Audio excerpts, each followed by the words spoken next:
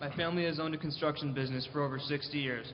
Regulation and taxes have taken a heavy toll on the industry and my family business. How will you help revive the businesses that helped build America? Well, look, there's three things that you need to have job growth. If you go to a doctor, say, "Doctor, how can I be healthy economically?" You go to the economics doctor. Here's what you need: common sense regulations that don't strangle your small business. And every time you get another rule, another paper, another this, another that, it hurts your family business. Am I right? Yeah. Okay, that's number one. Common sense regulations, not no regulations, but let's not kill these small businesses because they employ our kids. Number two, you need lower taxes. Small businesses, in my state, small businesses pay no income tax. We got rid of it because we believe small businesses are the engine of economic growth. In our country, we need to bring down the top rate. Now, some people say we're going to have a flat tax of 10%.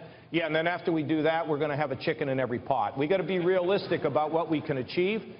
We can bring these rates down. We can simplify the system. And finally, we need to have a path towards a balanced budget, and we have to have good workforce training in our schools. All right, the tax code has 3,300 earmarks in it, and those are special interests by somebody in Washington getting someone to put that in. What are you going to do about those 3,300 earmarks or deductions or credits or whatever they are? I'd love to have the line item veto. Well, you don't have it. We don't have it. Well, let me tell you the way this works. I just sat with a group of legislators from my state in Wisconsin.